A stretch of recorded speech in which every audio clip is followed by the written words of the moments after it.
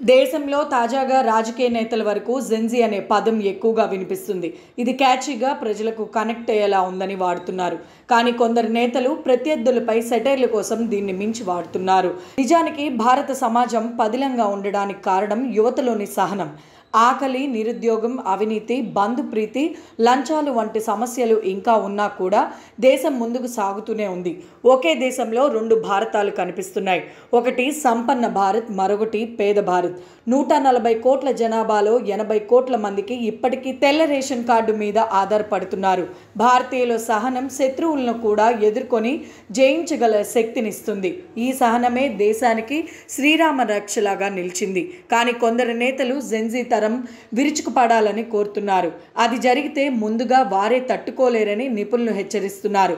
అందువల్ల జెన్జీ తరాన్ని రాజకీయ ప్రయోజనాల కోసం వాడకూడదని, దేశం సహనం, సమన్వయం, కుటుంబ విలువలతో ముందుకు సాగాలని పిలుపునిస్తున్నారు.